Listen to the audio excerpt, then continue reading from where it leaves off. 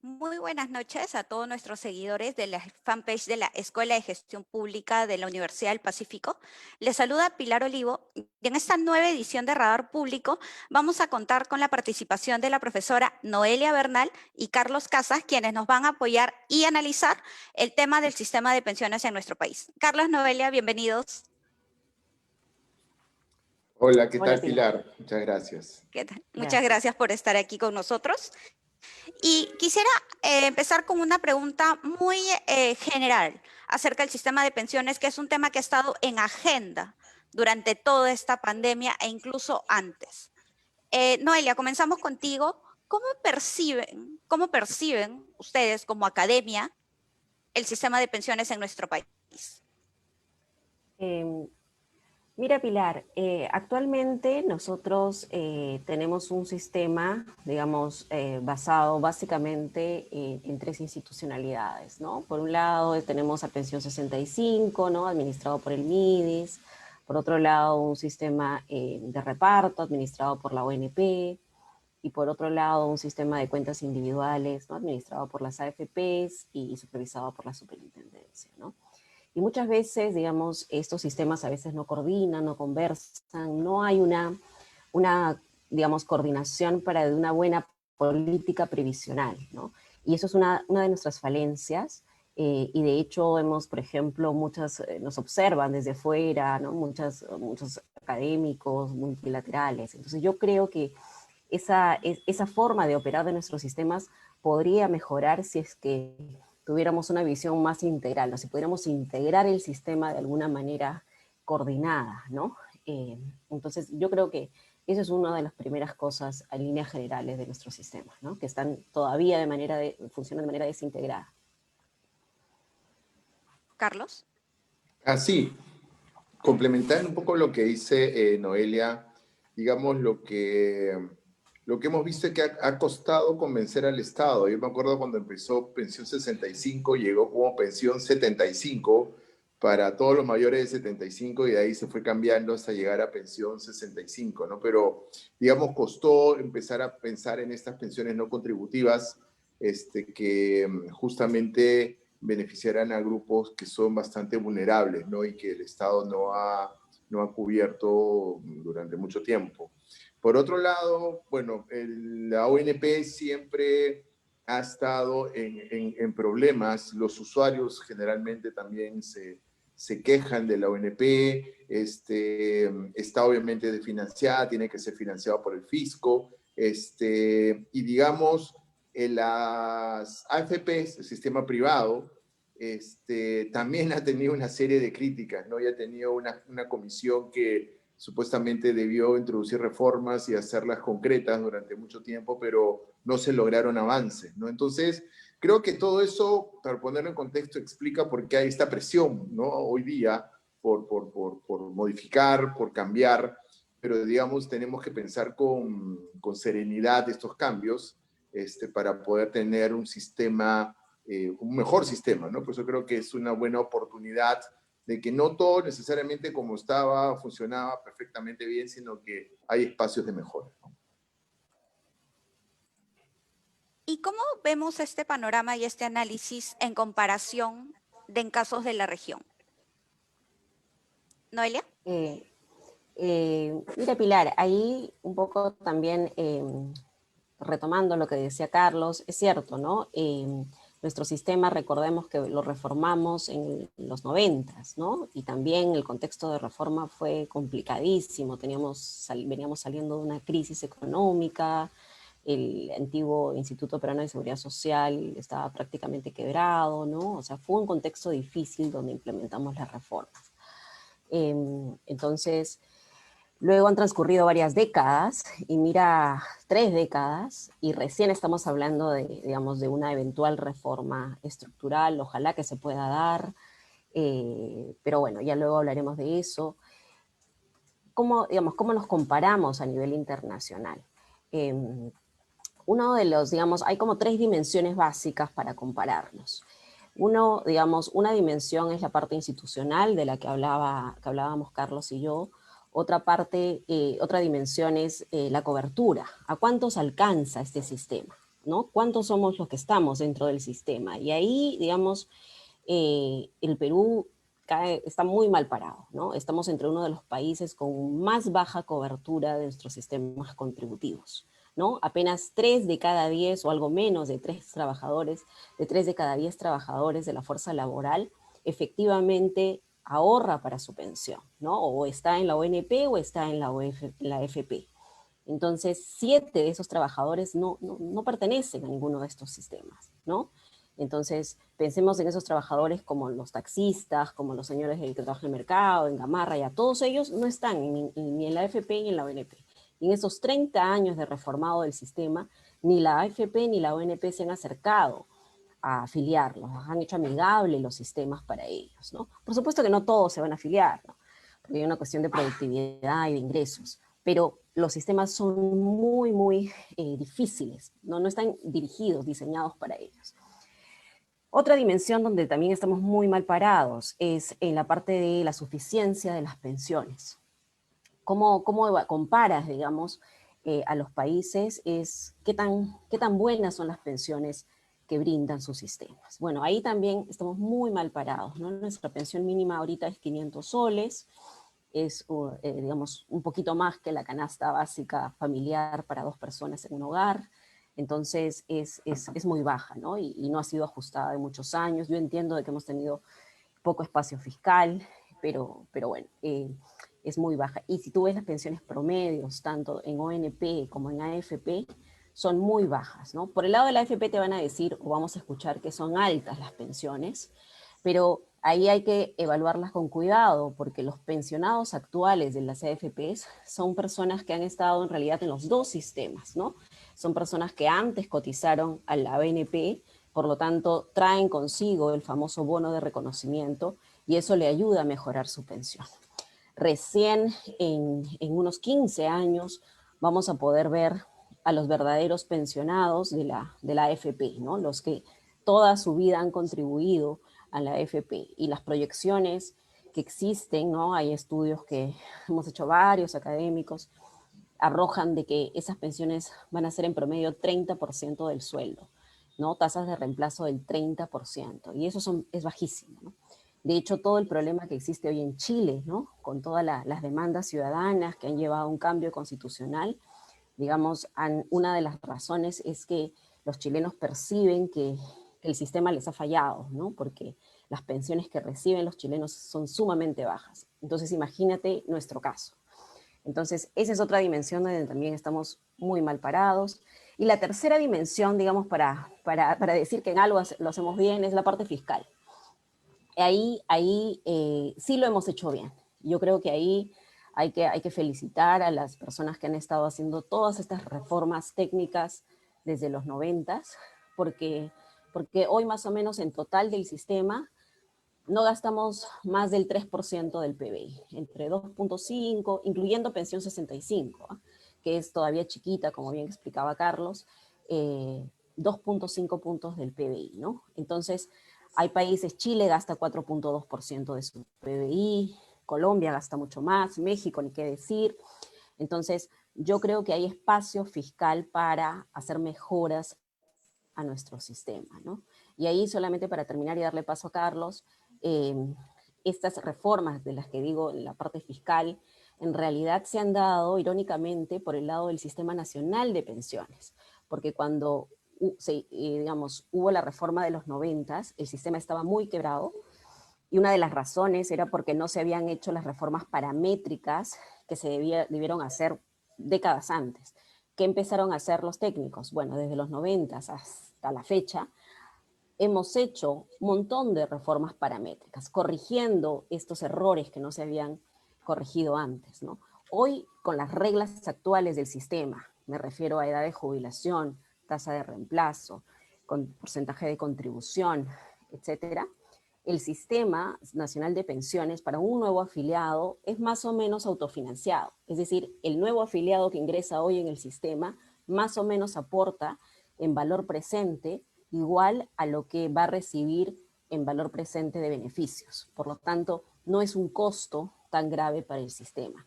Pero como bien decía Carlos, todavía hoy vemos un déficit en el sistema nacional porque hemos heredado esta, digamos, esta deficiencia en hacer reformas antes, ¿no? Bueno, yo agregaría brevemente a lo que dice Noelia, que en verdad sí, en el tema de pensiones del sistema nacional se avanzó bastante. Yo recuerdo la década pasada cuando se hizo la reforma de la famosa 2530, que implicaba esta ley yo diría injusta inequitativa para el resto de trabajadores que existían. Persisten todavía muchos regímenes laborales y también uno de los temas en los cuales yo quisiera incidir es que en el Estado, por ejemplo, tenemos demasiados regímenes laborales, ¿no?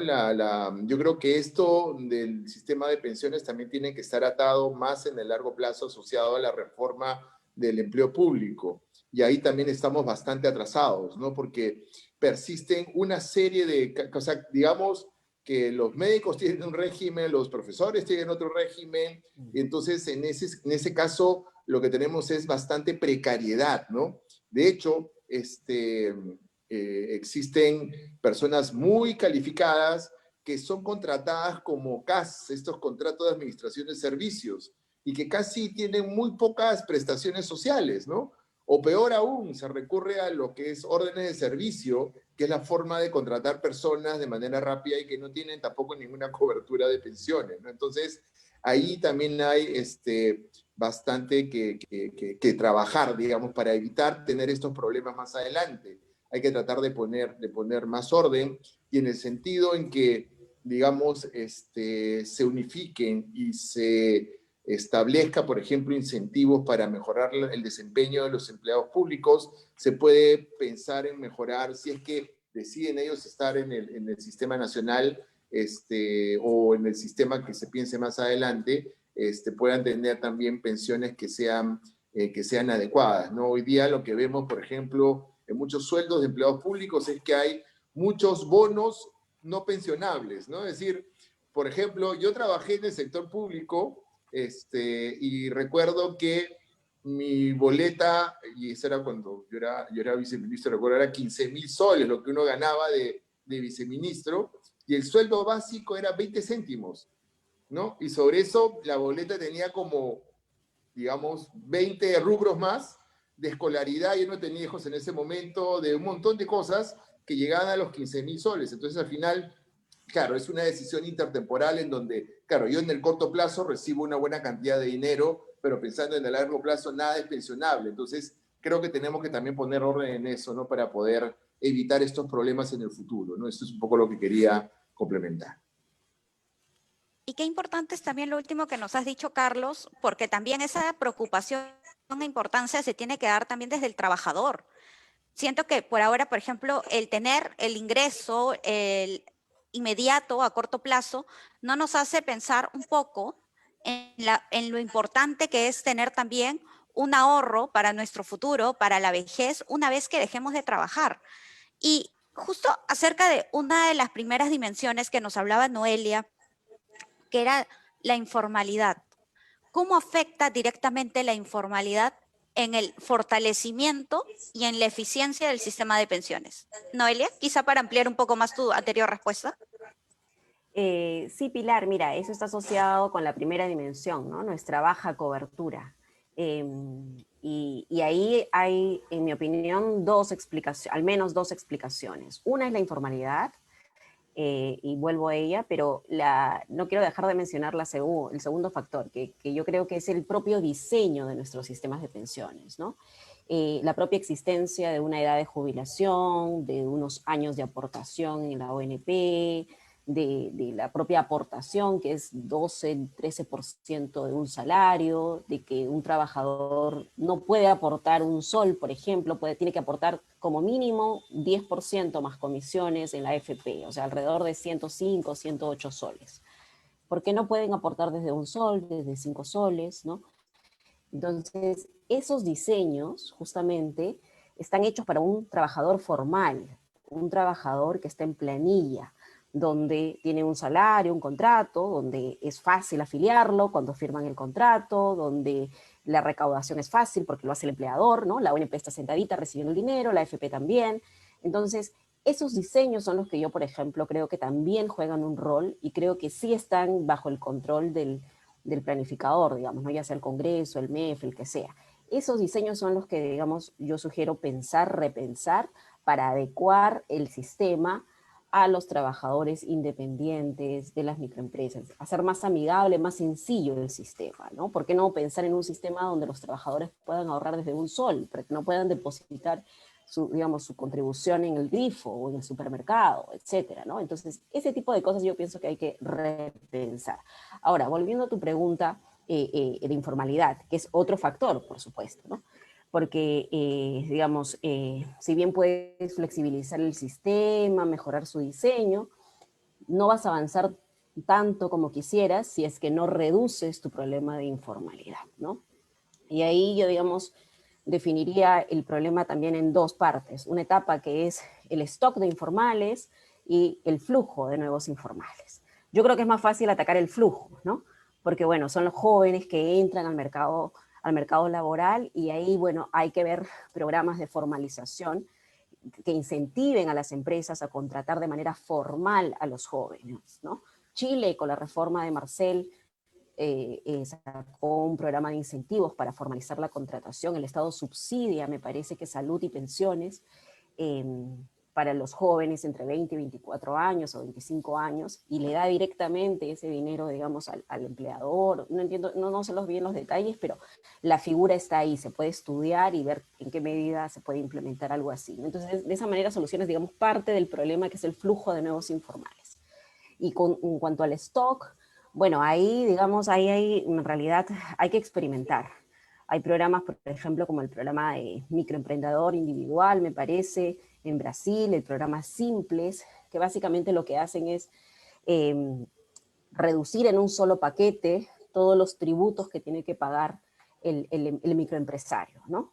Entonces, y reducirle las tasas también. Entonces, también eso se puede estudiar, a ver, para que se pueda implementar en Perú, ¿no? Pero ahí hay que experimentar, digamos. Sí, complementando lo que menciona Noelia, la informalidad, bueno, es un gran problema, ¿no? Pero a veces entendemos la informalidad como un monstruo uniforme y en verdad son varios monstruos a la vez, ¿no? Tenemos el informal, por decirlo de alguna manera elegante, vivo, que es formal, pero a la vez es informal. O sea, es una empresa formal que contrata informalmente a trabajadores. Ese es un tipo y a donde hay que fiscalizarlo y realmente hay que sancionar porque están funcionando como un negocio formal. Hay otras que son empresas que prefieren estar bajo radar porque básicamente no tienen, o sea, evitan el pago de impuestos o a veces, digamos, también lo que mencionaba, relacionado a lo que menciona Noelia, la estructura tributaria que tenemos de una empresa pequeña y una empresa grande lo que hace es que se atomicen, ¿no? Porque si empieza a ser una empresa muy grande, el gap entre la brecha entre el impuesto que pagan como una empresa pequeña y una empresa grande es mucho, y probablemente el costo es muy grande de formalizarse, ¿no? Y una empresa que está en transición creciendo le puede costar bastante. Entonces, allí sí es donde debería, digamos, pensarse en lo que menciona Noelia, ¿no? Hacer algo capaz mucho más, digamos, gradual, no que haya tanta diferencia entre un régimen y el otro. Y por otro lado, el tercer grupo de la informalidad, que creo que es el más grande, es lo que cuando uno revisa la teoría de la informalidad, no solo están las teorías de Hernando de Soto, sino que hay de teorías más llamadas estructuralistas, ¿no? Que lo que mencionan es que hay un montón de gente que viene al mercado laboral y que obviamente al no tener educación, al no tener las habilidades necesarias, no encuentra un empleo de calidad.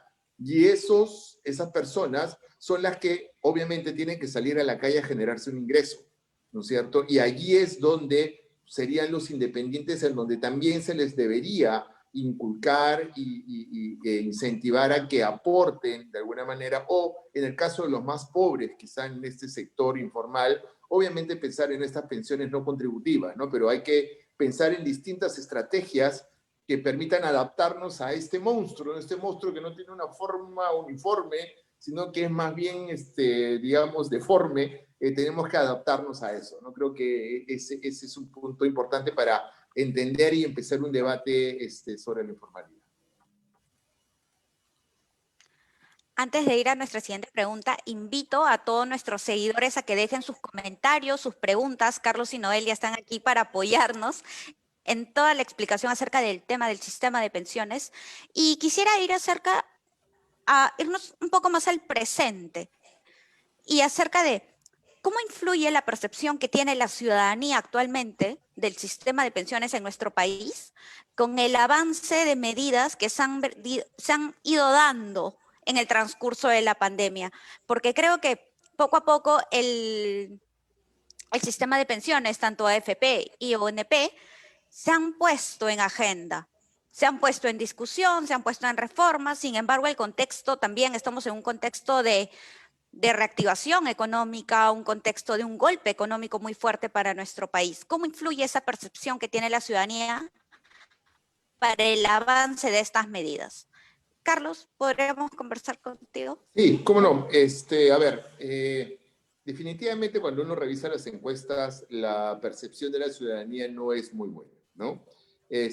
Pero en verdad hay que pensar que 70% de la muestra que habla, que opina sobre las OFPs o la ONP, no está ni en la ONP ni en las AFPs, ¿no? Y obviamente hay una especie de sentido de solidaridad en donde al escuchar las críticas que han habido, el tema de las altas comisiones o el tema digamos, de una alta burocracia, porque sé de casos en donde, no sé, fallece el esposo y la viuda va a pedir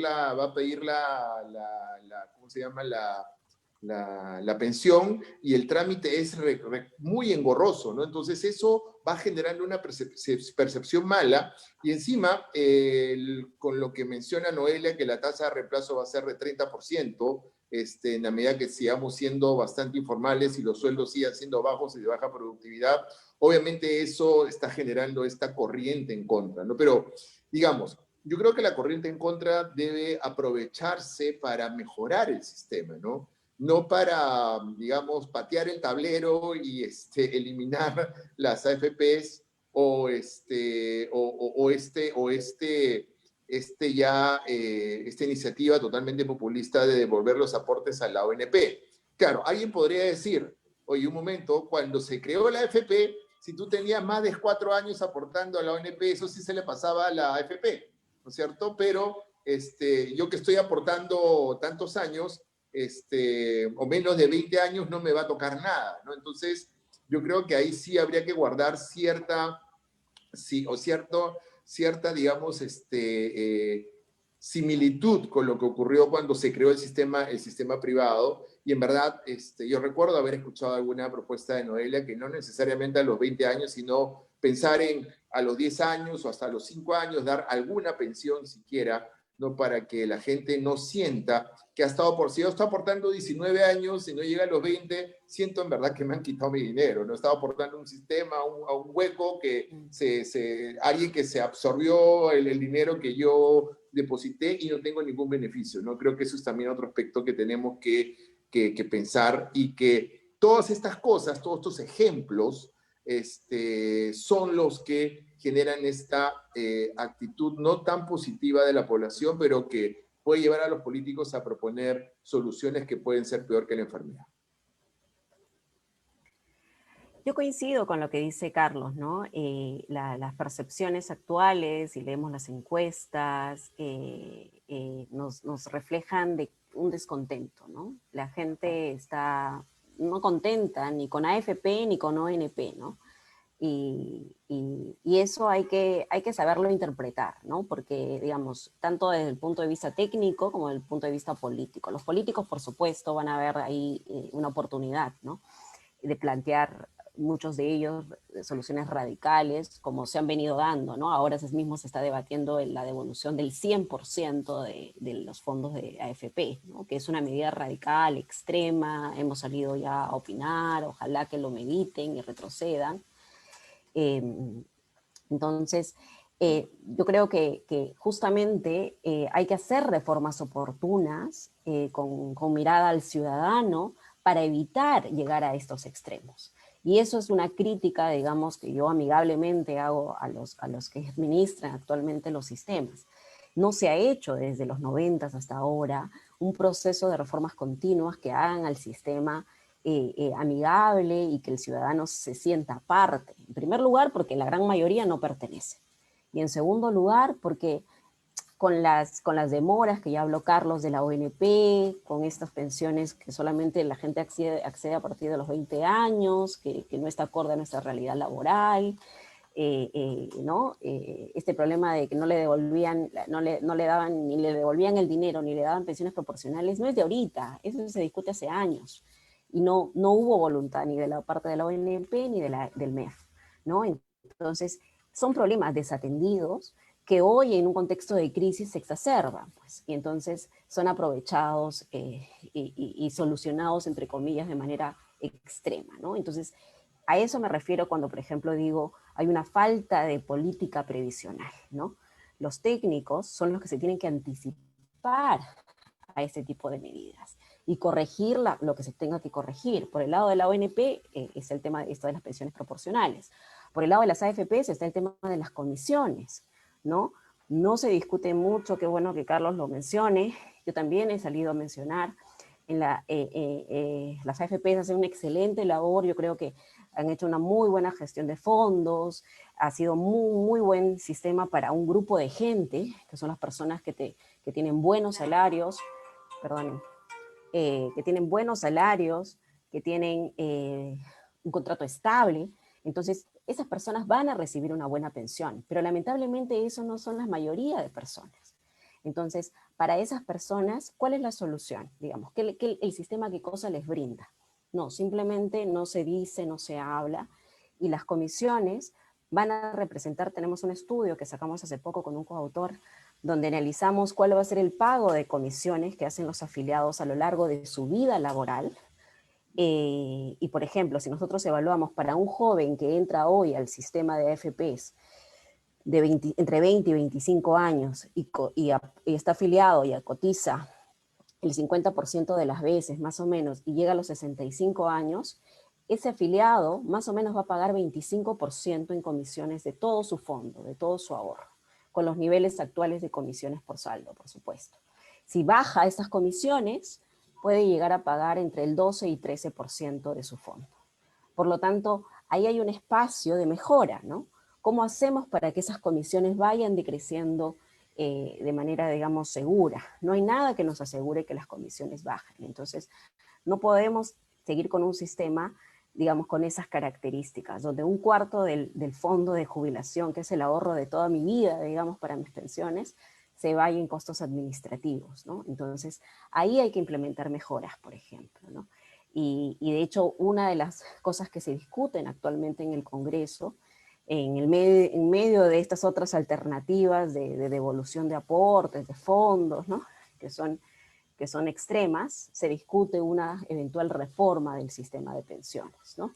Y yo creo que hay algunas cosas positivas de esa reforma y otras cosas que no son tan positivas, pero esas son las cosas que tendríamos que estar discutiendo, ¿no? A ver cómo mejoramos el sistema, tanto por el lado de AFPs como por el lado de la ONP, construyendo, como bien dice Carlos, ¿no?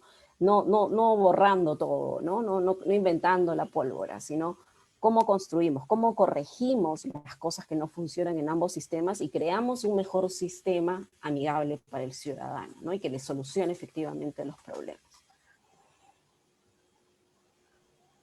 Carlos, aquí quería hacerte una pregunta directamente a ti y luego pasamos a la pregunta que es directamente para Noelia, acerca de, en este contexto de pandemia y desde la política fiscal, ¿qué tan viable es la implementación de nuevas o mejores medidas para fortalecer el sistema?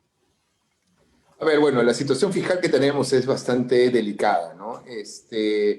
Los niveles de endeudamiento están subiendo considerablemente y el espacio fiscal se ha reducido bastante. Y obviamente se están dando presiones por muchos frentes, ¿no? Todo el mundo está pidiendo dinero, todo el mundo está pidiendo apoyo. pero digamos, la reforma de pensiones creo que debería ser una de las prioridades, ¿no? Porque esto es algo que tiene un impacto en el tiempo, ¿no? Y compromete las finanzas públicas en el futuro, y por tanto deberíamos pensar en una medida en donde justamente se trate de minimizar el costo fiscal, ¿no? Obviamente, comparado contra la propuesta de devolver todo lo que uno ha aportado a la ONP, obviamente el espacio que se te abre es bastante amplio de alternativas que obviamente van a ser menos costosas, ¿no? Pero creo que tenemos que buscar la opción menos costosa para poder mantener esta sostenibilidad fiscal, ¿no? Que todavía la tenemos, pero que si se dieran propuestas populistas o se aprobaran, definitivamente eso va a generar un problema, ¿no? Y eso es a veces lo que la gente no entiende. Cuando hablamos de finanzas públicas o el tema de pensiones es un tema intertemporal, estamos hablando de varios periodos de tiempo y no necesariamente lo que es bueno hoy día es que implica que va a ser bueno mañana, ¿no? Sino tenemos que pensar justamente en el futuro, tenemos que pensar en cómo reconstruimos este espacio fiscal y cómo podemos llevar a cabo reformas, ¿de acuerdo? Que no impliquen un costo fiscal demasiado alto, pero creo que sí, en el fondo vamos a tener un costo fiscal, pero que se minimice. Yo creo que la posición de decir, no, que no tenemos que poner nada más de dinero, etcétera, no es sostenible, sino que algo va a haber que poner, algo va a haber que solucionar porque tenemos un problema. Hemos tenido un elefante en la sala durante muchos años y todo el mundo ha volteado para otro lado, ¿no? Y creo que es momento de afrontarlo en una situación en donde tenemos que mejorar toda la situación fiscal y capaz eso, por ejemplo, podríamos pensar, si se reduce la corrupción en el Estado, liberaríamos como 10% del presupuesto aproximadamente, según algunos estimados internacionales, y eso alcanzaría para financiar, digamos, cualquier reforma del sistema de pensiones, ¿no? Entonces, eficiencia en el gasto también nos puede ser un camino que nos permita justamente generar el espacio para este tipo de mejoras en el sistema de pensiones. Noelia, la pregunta para ti es, ¿por qué es importante para los gestores públicos y también para los trabajadores en el sector privado capacitarse académicamente acerca del sistema de pensiones, especialmente quienes están involucrados en el sector? Y te hago quizá una pregunta más. ¿Cuál es el papel que cumple la academia en este contexto? ¿Por qué es importante tener un papel? Mira, yo creo que la academia en realidad juega un papel muy, muy importante, muy crucial, y ahí es a dos niveles, ¿no? La docencia y la investigación. Yo creo que hay muchos investigadores, expertos, tanto que viven en el Perú como también peruanos que viven fuera, expertos en temas laborales, en temas de pensiones, en temas de políticas públicas, que han venido generando mucha evidencia, pero a veces, digamos, esta evidencia académica no se transmite, ¿no? No llega a concretarse en una política pública. Entonces yo creo que ahí la academia tiene que dar un pasito más para que lleguen estas evidencias y las políticas públicas se tomen de mejor manera. Por el lado de la docencia, creo que también podemos mejorar la academia implementando cursos. Por ejemplo, en mayo, me parece, los de la ONP hicieron un curso, por ejemplo, dirigido al Congreso de la República. Ellos lo armaron, ¿no? Invitaron a varios docentes, yo tuve el gusto de contribuir con una clase y encantada, ¿no? Porque justamente hay que dirigirnos a las personas que van a debatir este tema de reforma de pensiones, ¿no? Y entonces, ¿por qué no pensar en hacer ese tipo de cursos desde la academia, por ejemplo, hacia, no sé, el Tribunal Constitucional, el Ministerio de Trabajo, el propio Ministerio de Economía? Entonces, ofrecer, digamos, docencia para, digamos, te doy un ejemplo por el tema de pensiones, porque es, digamos, mi tema, y veo que hay mucho desconocimiento, sobre todo en otros espacios fuera de la academia, pero también con temas, se pueden hacer con temas laborales, con temas tributarios, que bien domina Carlos. Entonces, eso yo creo que ayudaría mucho, ¿no? Y de alguna manera la Pacífico lo hace, estamos muy presentes en el debate, pero claro, siempre se puede hacer un poquito más, y de hecho aprovecho en decir aquí un Publicherry, ¿no? Estamos haciendo desde la Escuela de Gestión Pública un curso de Economía y de Pensiones. Vamos a empezar a dictarlo en 15 días, ¿no? El 17 de noviembre me parece que arrancamos, es de un mesecito, así es que a los interesados los invitamos a que se inscriban a nuestro curso. Muchas gracias, Noelia, Carlos, por habernos apoyado, sobre todo también con el análisis tan importante en este contexto de pandemia.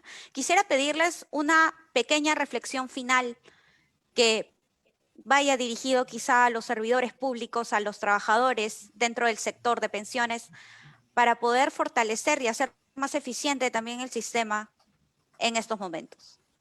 A ver, Carlos. me gustaría, sí, empezar aquí, dejarle las palabras finales a Noelia. Quería reforzar el punto que ha mencionado Noelia, ¿no?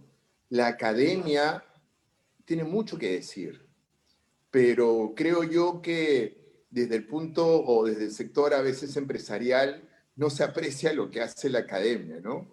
A veces quieren que las soluciones se hagan de un día para otro y la academia tiene sus tiempos. Y así como ellos exigen, digamos, prontitud en resolver problemas, y cuando se ha estudiado el tema, como por ejemplo lo ha estudiado Noelia, sí puede proponer reformas, creo que ellos también deben pensar en el largo plazo y también estar preparados con propuestas, ¿no? Con propuestas técnicas en la cual se puedan discutir ese tipo de cosas y que no sean cosas de último momento, ¿no? Porque a veces se cree que la academia es como que alguien que tiene que ser un bombero y que tiene que salir, ¿no? Cuando hay un problema, a tratar de ser el árbitro y solucionar las cosas, y así no funciona, son distintos tiempos y creo que tenemos que entendernos más. Los empresarios obviamente buscan rentabilidad, son eficientes, las AFPs han manejado muy bien los fondos, como muy bien lo dijo Noelia. El Estado avanzó también mejorando el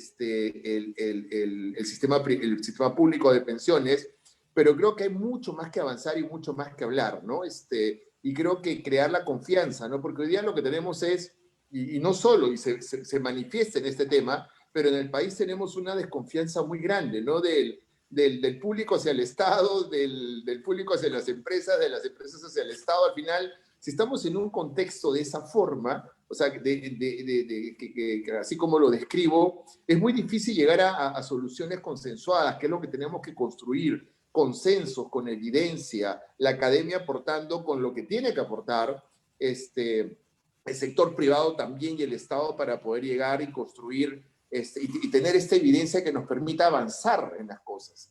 Yo creo que los economistas y en general el fenómeno social, las sociedades van evolucionando y pretender que lo que funcionó hace 30 años sigue funcionando perfectamente ahora es taparse totalmente los ojos. No tenemos que ir haciendo reformas, ir adaptándonos, obviamente sin romper, sin dejar de lado los fundamentos económicos y la racionalidad que tienen estos sistemas, pero creo sí que tienen que adaptarse, ¿no? Ese es un paso que tenemos que hacer. Si no se dan estos pasos, podemos tener sorpresas desagradables, ¿no? Y ese es un punto que sí quería remarcar. Por mi lado, bueno, nada, Carlos creo que lo ha dicho muy bien, coincido completamente con lo que él ha dicho. Quizás en el contexto actual de reforma de pensiones que estamos viviendo, recalcar que, digamos, la evidencia hemos producido en la Universidad del Pacífico, personalmente y con coautores, a disposición, por favor, de los que tomen las decisiones. Y esa es la manera, ¿no? Digamos, de tomar decisiones de política pública. Coyunturalmente estará el tema de pensiones, pero también habrá temas laborales, temas fiscales, etcétera, basadas en evidencia, ¿no? Eso es lo que diferencia a un país en desarrollo de un país desarrollado. Los países desarrollados no han llegado mágicamente a donde están. Han ido tomando decisiones, han ido haciendo un proceso de reformas, y lo que podemos aprender de ellos es que han empezado a mejorar cuando han tomado decisiones basadas en evidencias, en cosas que funcionan. Porque los políticos, con todo el respeto que me merecen, a veces mágicamente va a resolver las cosas, ¿no? Y en el mismo ejecutivo también. A veces se dictan normas con muy buenas intenciones, pero pocas evidencias.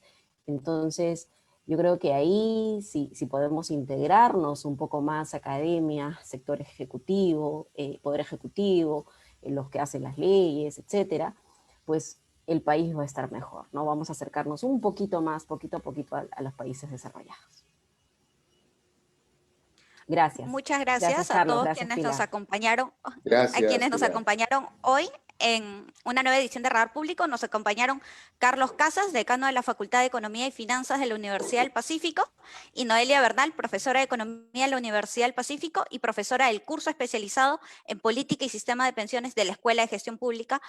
Muchas gracias a todos por seguir. En breve el video estará colgado en el fanpage de la Escuela de Gestión Pública. Hasta una próxima edición de Radar Público. Buenas noches. Gracias.